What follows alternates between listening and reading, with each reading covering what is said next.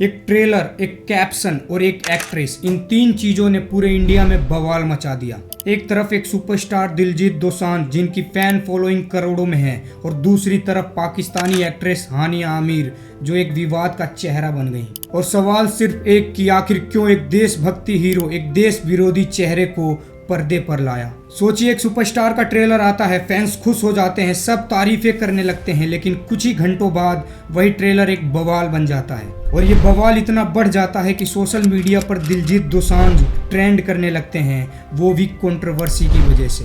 कुछ दिन पहले दिलजीत दोसांझ की नई मूवी सरदार जी 3 का ट्रेलर रिलीज हुआ था, और जब ट्रेलर आया तो लोगों ने तारीफों की बरसात कर दी। लेकिन फिर ट्रेलर देखने वालों की नजर एक खास चीज पर टिकी और वहीं से विवाद शुरू हुआ। ट्रेलर में एक लड़की दिखती है और वो है हानिया आमिर, पाकिस्तान की फेमस एक्ट्रेस। अब भाई, इंडिया और पाकिस्तान का मामला हो तो लोगों के इमोशन जल्दी उबाल पर आ जाते हैं, और यही हुआ भी। उसके बाद ट्रेलर को इंस्टाग्राम पर डाला गया और कैप्शन में लिखा गया ओवरसीज ओनली, मतलब ये मूवी इंडिया में नहीं दिखाई जाएगी, सिर्फ ओवरसीज के लिए। और इससे भी बड़ी बात, जब लोगों ने दोबारा यूट्यूब पर ट्रेलर ढूंढा तो पता चला कि अब ये ट्रेलर इंडिया में बैन है। अब इंडियन ऑडियंस ट्रेलर नहीं देख पा रही थी, लेकिन विदेशों में इसे देखा जा रहा था। बस फिर क्या था, लोगों का गुस्सा फूट पड़ा और ट्विटर पर ट्रेंड करने लगा #बॉयकॉट सरदार जी 3।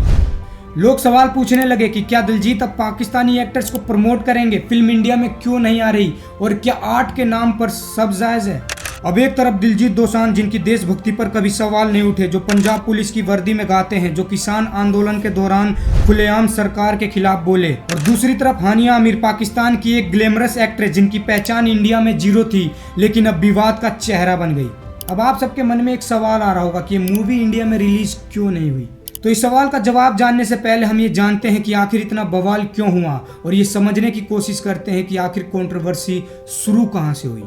असल में सरदार जी 3 का जब ट्रेलर आया तो लोगों को लगा कि पाकिस्तानी एक्ट्रेस हानिया आमिर इस मूवी में नहीं होंगी, क्योंकि पहले खबर आई थी कि उन्हें रिप्लेस कर दिया गया है। लेकिन ट्रेलर में वो नजर आ गई और यहीं से माहौल गर्म हो गया, क्योंकि 22 अप्रैल 2025 को जम्मू कश्मीर के पहलगाम में एक टेररिस्ट अटैक हुआ, और इसका सीधा कनेक्शन पाकिस्तान के टेररिस्ट ग्रुप से बताया गया।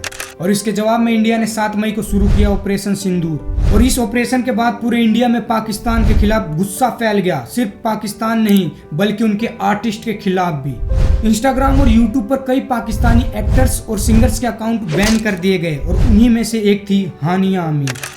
लेकिन सबसे बड़ा गुस्सा तब फूटा जब हानिया ने इंस्टाग्राम पर एक स्टोरी डाली और इंडिया के ऑपरेशन सिंदूर को कायरता कहा। और इसीलिए जब हानिया को मूवी के ट्रेलर में देखा गया तो लोगों का गुस्सा और भी भड़क गया। अब आप समझ सकते हैं कि गुस्सा सिर्फ एक एक्ट्रेस पे नहीं, बल्कि उस सोच पर है जो देश की भावनाओं के खिलाफ जाती है। अब आते हैं उस सवाल पर कि आखिर ये फिल्म इंडिया में रिलीज क्यों नहीं हुई। दरअसल मूवी की कहानी बॉर्डर पार की है, एक पंजाबी सिख लड़का और एक पाकिस्तानी लड़की की मोहब्बत, और शायद इसी वजह से CBFC ने इसे सेंटिमेंटल रिस्क बताते हुए इंडिया में रिलीज की इजाजत नहीं दी। वहीं कुछ लोग कह रहे हैं कि ये सब एक पब्लिसिटी स्टंट है, पाकिस्तान में फिल्म पहले रिलीज करो, बवाल मचाओ, फिर इंडिया में लिमिटेड सीट पर रिलीज करो और करोड़ों कमाओ। और कुछ का मानना है कि दिलजीत वाकई में आर्ट के लिए बॉर्डर नहीं मानते, वो सिर्फ एक कहानी कह रहे हैं, एक ऐसी कहानी जिसे हम राजनीति के रंग में रंग चुके हैं। अब सवाल ये उठता है कि इस पूरे विवाद का असर दिलजीत दोसांझ की मूवी और उनके करियर पर क्या पड़ा। तो इसका जवाब है कि बहुत बड़ा असर पड़ा। जहां एक तरफ दिलजीत की एक्टिंग और म्यूजिक की तारीफ हमेशा होती है, अब दूसरी तरफ लोग उनसे सवाल पूछ रहे हैं। क्या देश के इतने बड़े सेलिब्रिटी को यह नहीं सोचना चाहिए था कि वो किसको अपनी मूवी में कास्ट कर रहे हैं। इस कंट्रोवर्सी ने दिलजीत की ब्रांड इमेज को थोड़ा झटका जरूर दिया है, खासकर तब जब वो खुद पंजाबी कल्चर और इंडियन वैल्यूज को प्रमोट करने के लिए जाने जाते हैं।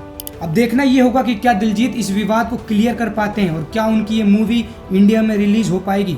और सबसे बड़ा सवाल, क्या फैंस दिल से दिलजीत के साथ अब भी खड़े रहेंगे। आपका क्या मानना है, क्या दिलजीत ने सही किया या फिर ये एक बड़ी भूल है? कमेंट में जरूर बताएं। धन्यवाद।